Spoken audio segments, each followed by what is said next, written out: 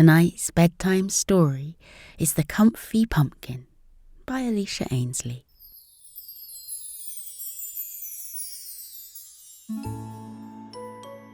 It was Halloween night on Strawberry Avenue, and the street was decorated perfectly for the occasion. The front of each house had been tastefully dressed in spooky decorations and decked out with mystical candlelight. A warm glow emanated from every porch where pumpkins lay, inviting trick-or-treaters to the door. On one particular porch sat a perfectly round, bright orange pumpkin. The pumpkin was named Sprout, and Sprout beamed glorious candlelight from within his friendly, smiley face. The green root on the top of his head curled upwards like a corkscrew, creating the illusion of wacky hair on top of his brow, and his skin was as smooth as silk. He was a practically perfect pumpkin. Above his head, black, green and orange bunting hung from the porch beams, and across the door, a banner reading "Trick or Treat" welcomed visitors to its threshold. Electric candles glowed from within the front window of the house, and black paper bats had been stuck to the pane for decoration. Sprout's porch was tastefully decorated for the occasion, and he was the festive finishing touch. Sprout the pumpkin watched the families who lived on Strawberry Avenue walk past his porch, up and down the street, dressed in costumes, knocking on each other's doors. He spotted a little boy dressed as a superhero and a girl donning a witch's hat with a broom. He even saw a baby dressed as an adorable pumpkin being carried in their mother's arms. Sprout loved seeing what the children had chosen as their costumes. The words "trick or treat" rang out regularly from hopeful young voices, while laughter and delight rippled from older ones. Every so often, soft footsteps would trample up the wooden steps onto his porch and stop at the front door by his side. Homemade cakes would be dished out from within, and happy little feet would scurry away with a "thank you." Halloween was truly one of the most fun nights of the year, and Sprout was proud to play such a pivotal role in it. What was Halloween without pumpkins, after all? As the night drew on and the sky faded to black, the glow of the street gradually dimmed, and the sounds of people trudging up and down slowed to barely a whisper. The children of Strawberry Avenue would soon be tucked up in their beds, exhausted from all the excitement. Their face paint would be washed off, and their costumes would be retired until next year, as they dreamed of what they would enjoy from their bag of candy the next day. Sprout the pumpkin sighed with satisfaction, and his wide smile stretched a little bit wider. He wondered what he would do once Halloween was over. Halloween night was the pinnacle of every pumpkin's career. What would be next for Sprout in his journey, he wondered. Whatever it was, he was looking forward to finding out. All of a sudden, Sprout noticed a scratching sound coming from the other side of the porch. "Hello?" Sprout called out curiously. He listened as the scratching drew closer and closer, until the sound more resembled scampering footsteps. Out of the shadows and into the dim light of the porch stepped a mouse. The mouse wore a red dress with a green square patch on the side of its skirt, and a long stick with a bundle attached to the end was slung over their shoulder. "Good evening," replied the mouse. "I'm Bramble. I'm sorry if I disturbed you." Sprout smiled and assured her she hadn't disturbed him. He was still enjoying the last of the night's celebrations. "Ah, yes, I love Halloween too," she grinned enthusiastically. "Would you mind if I rested here a minute or two? My feet are sore from so much walking." Bramble the mouse set down her bundle of belongings on the porch and sat next to Sprout the pumpkin, gazing out at the street. She pulled a tiny wedge of cheese from out of the patchwork square on her skirt which turned out to be a makeshift pocket. She offered Sprout some cheese, but he politely declined. "Do pumpkins eat?" Bramble asked, intrigued.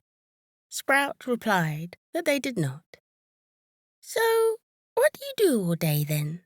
Bramble pried, nibbling her snack with her long front teeth. Sprout thought and responded, "I watch the world go by. I listen to the owl's song. I watch the wind blow crispy leaves through the air. I enjoy the warmth from the candle that burns inside me. I admire the stars and track the moon. I greet passers-by with my smile. It might not sound like much, but I quite like my peaceful existence." Bramble sighed. That all sounded nice. Bramble ate the last of her chunk of cheese and confessed, "I've never stayed anywhere long enough to enjoy all those things, but it does sound lovely. I've always dreamed of having my own house from which I could look out the windows and admire the view. It would be in a meadow with wildflowers and lavender, or be by the sea so that I could watch dolphins and whales dance in the water." "Why don't you have a house?" Sprout asked. Bramble shrugged. "I've just not found the right place yet." Then Bramble glanced at Sprout and said, "You'd make a very nice house, you know.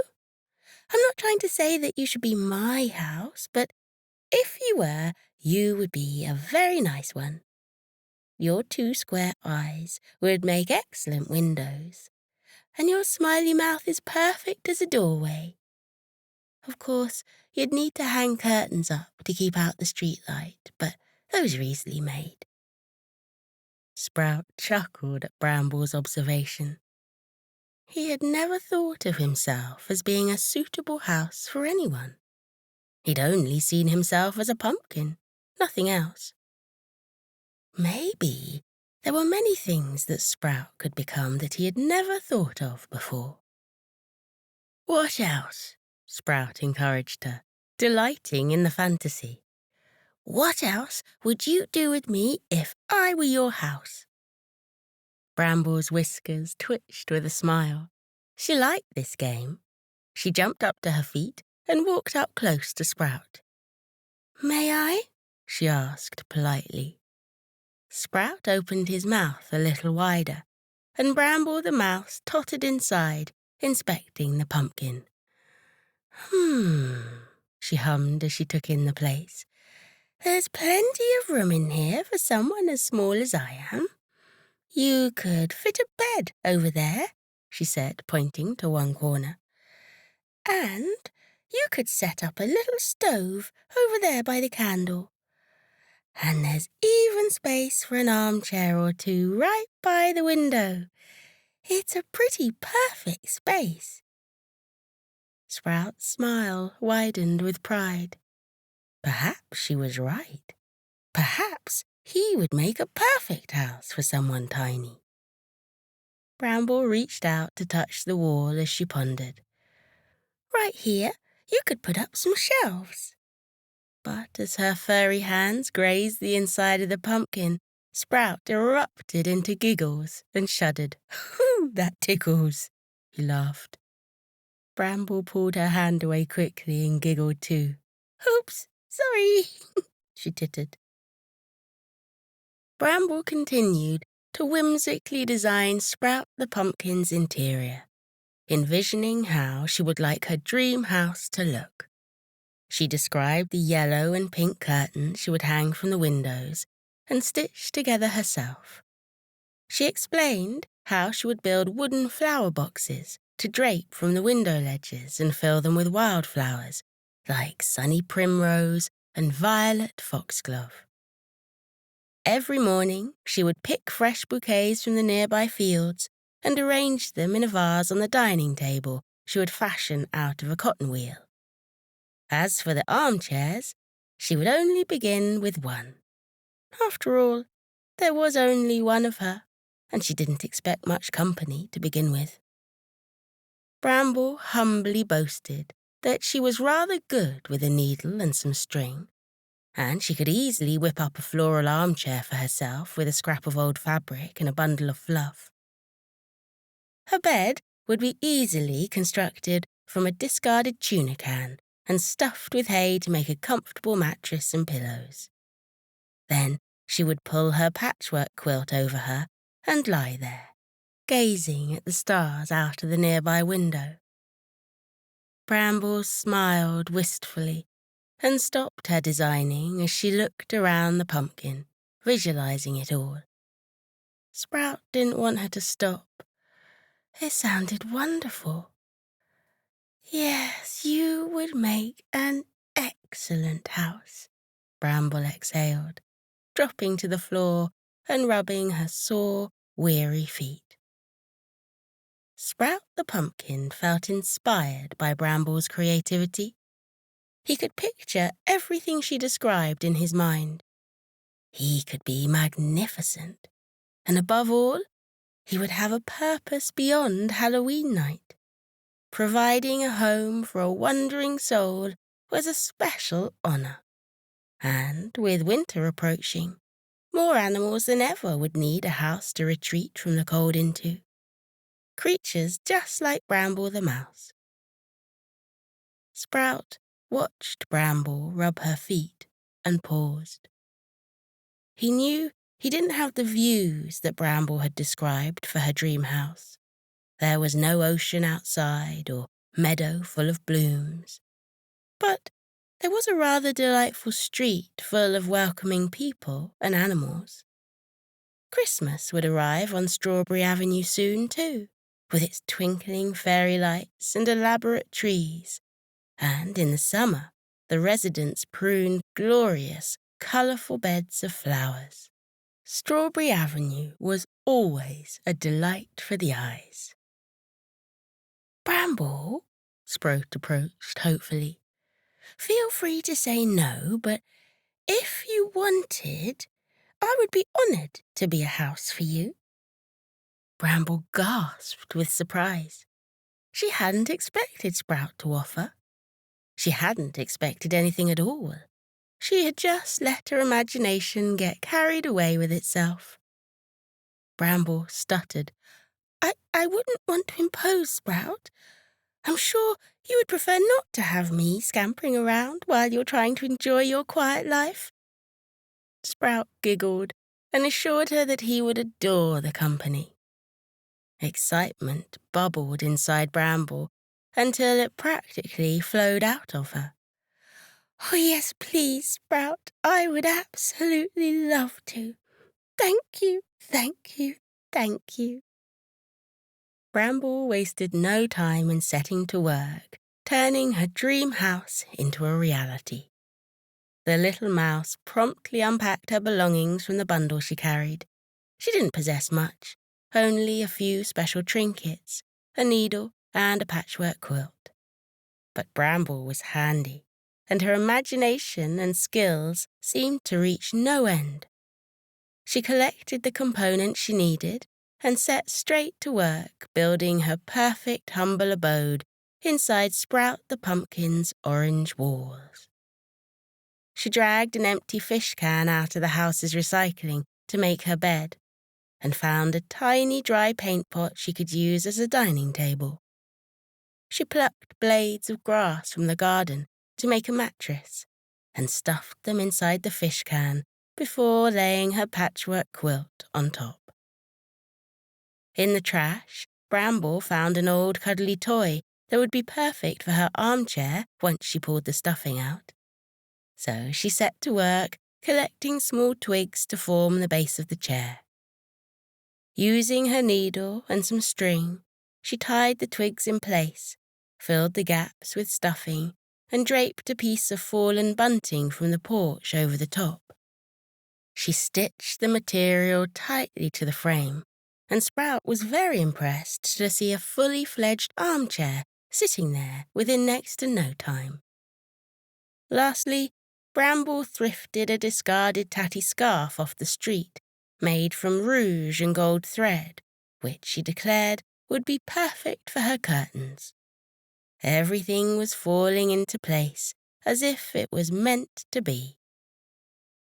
Sprout watched the little mouse determinedly design her new house and felt warm inside.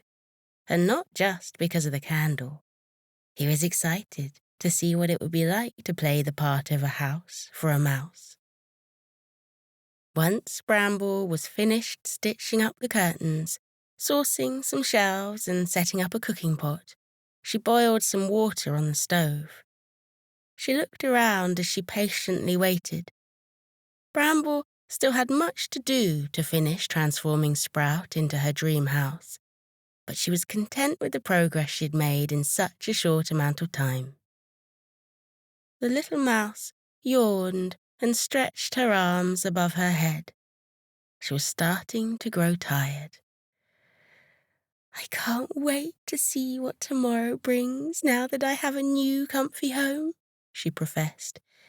"It will be fun to see all the people who live on the street." Sprout noticed a rustle in a bush across the road and smiled knowingly. He said, "You could meet someone who frequents Strawberry Avenue right now, if you like." Bramble peered out the window to see who Sprout was referring to and spotted a plump grey figure with a long black and white striped tail tottering down the path in front of the house opposite. "Who is that?" Bramble asked. Sprout answered, "That is Munchie. Munchie often visits Strawberry Avenue because the families like to give him food when he comes by." Bramble giggled as she watched the greedy raccoon across the road scamper onto the porch opposite and pick at a bowl of candy that had been left by the front door. Sprout called over to Munchie the raccoon and beckoned him over. He told him he had someone for him to meet. With a mouth stuffed full of sweets, the ravenous raccoon waddled across the street towards them. "Good evening, Sprout," Munchie greeted through his mouthful. "Don't you love Halloween? There's always the best treats lying around." Sprout laughed and reminded Munchie that he wasn't particularly interested in food, but more about the decorations and the joy and laughter that emanated from each household. Munchie agreed that was nice too, but the leftover candy definitely made the night even better.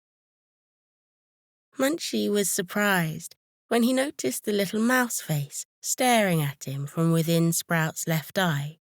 He gulped and knelt down to look closer. "Sprout, did you know that you have a mouse living inside you?" he questioned curiously. Sprout chortled with amusement, and Bramble smiled her brightest smile. "I've only just moved in," she told Munchie excitedly. "I'm Bramble. It's nice to meet you."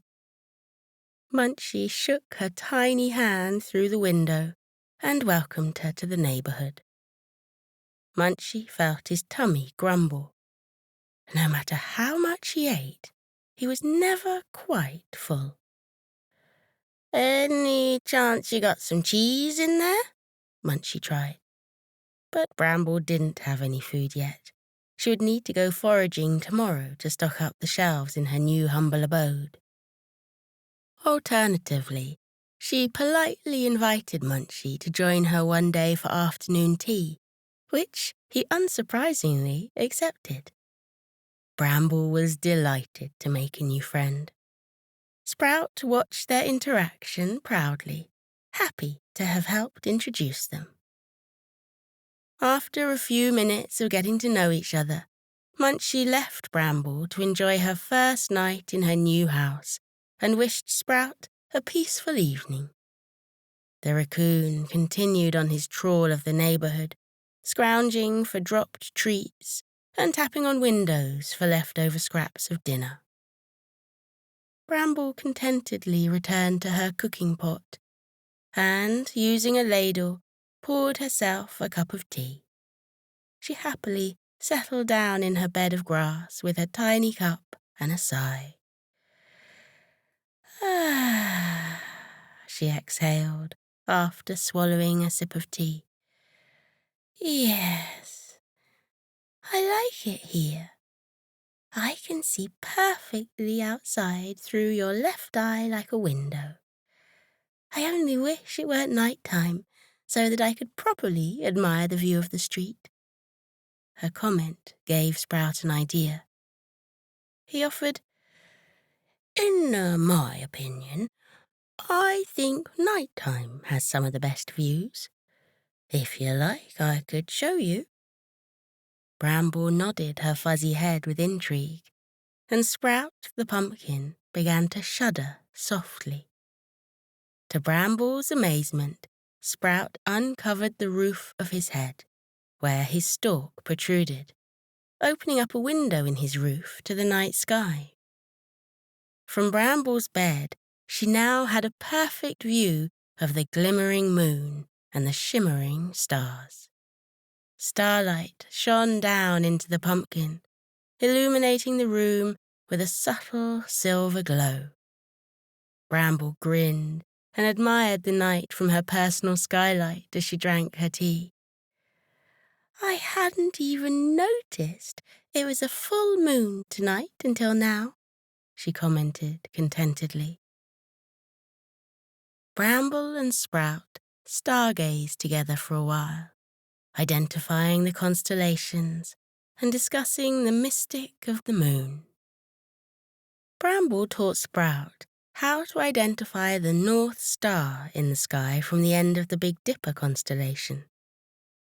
Bramble attributed the North Star to being her guide through the night when she wandered. Meanwhile, Sprout taught Bramble about the moon's life cycle and how the moon controls the tides of the Earth's oceans. They agreed that the night sky was the most interesting time of day because it provided a window into the universe beyond their world. Bramble had just finished her cup of tea when she cried out, "Sprout, did you see that shooting star?" She pointed to a wisp of white smoke in the sky. Sprout had seen it too. "Did you remember to make a wish?" she checked. "The most powerful wish magic comes from shooting stars." Sprout chuckled and assured her he had. But, in reality, he hadn't felt the need to make a wish. In the space of one evening, he felt like all his wishes had come true. He didn't need to make another one. Sprout was pleased to have a new purpose.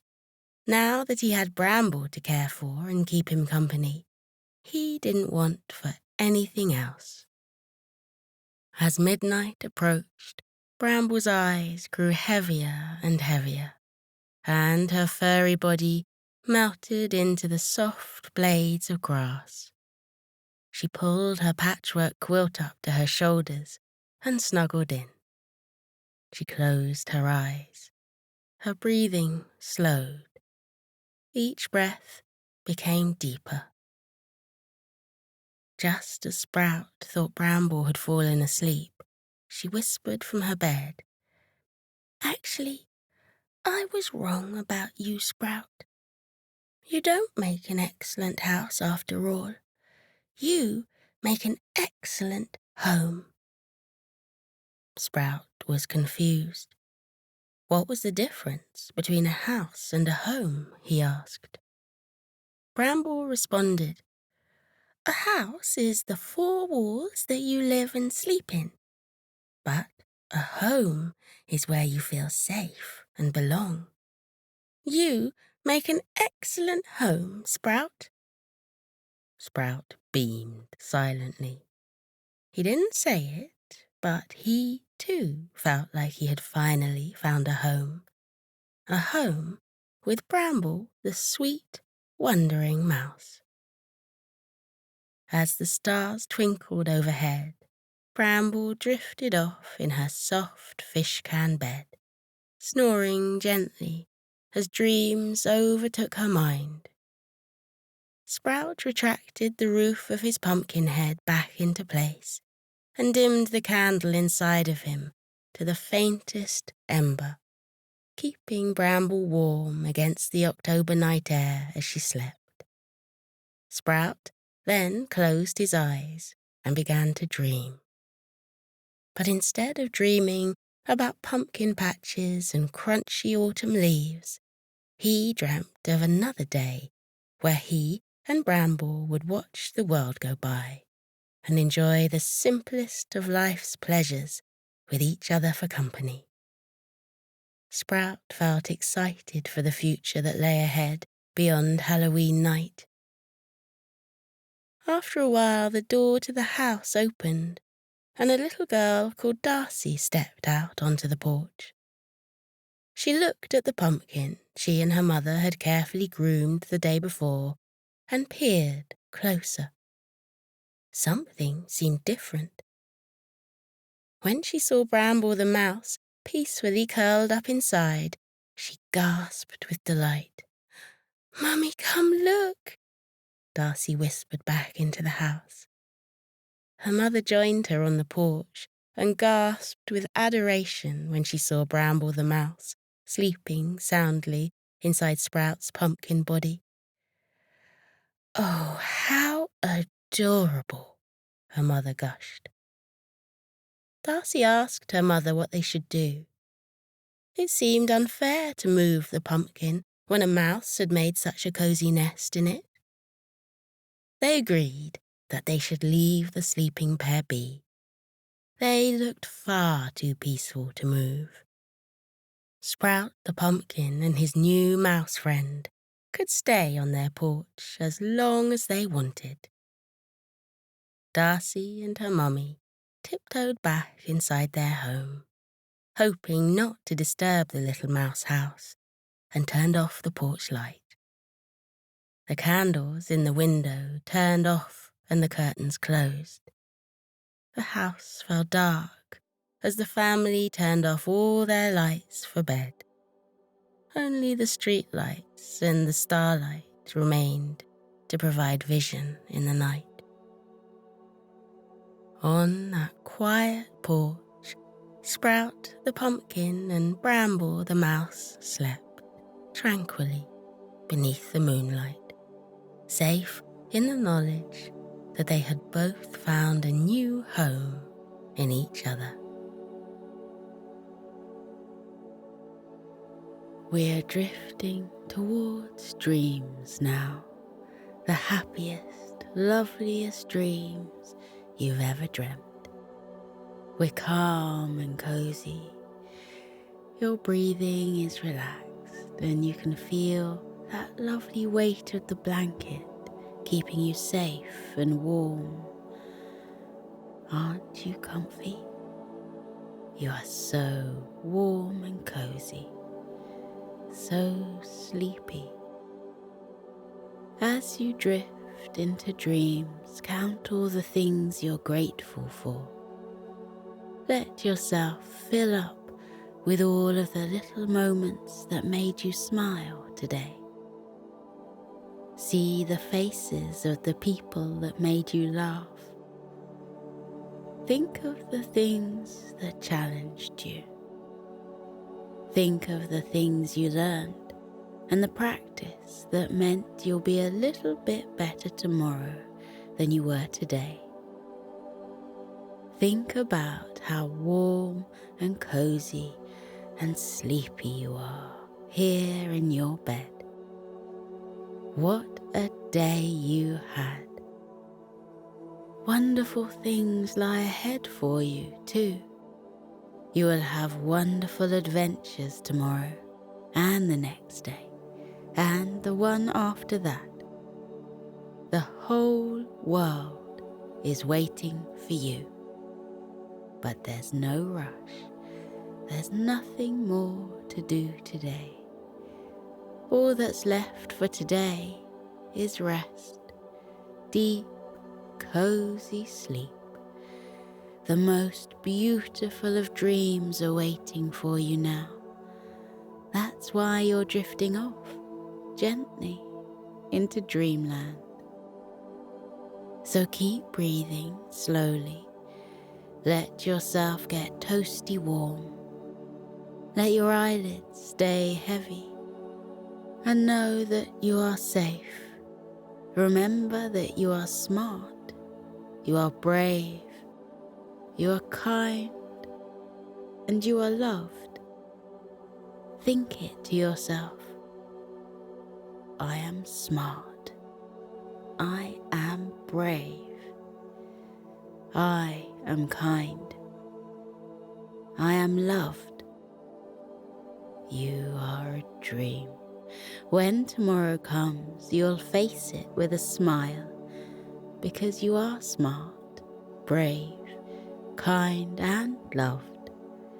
Because you are you, uniquely, wonderfully you. What kind of dream are you drifting towards tonight? You can dream however you want, because your imagination is as wide as the universe. What will you find in tonight's dream? Maybe you'll see your favourite characters. Is that Hector and Sunny over there? Maybe you'll visit the moon, where there's mice eating cheese in the craters. Maybe you'll walk through Sleepy Forest, where Coco the koala is strumming his pink ukulele on the banks of Sleepy River. Let your imagination take you away.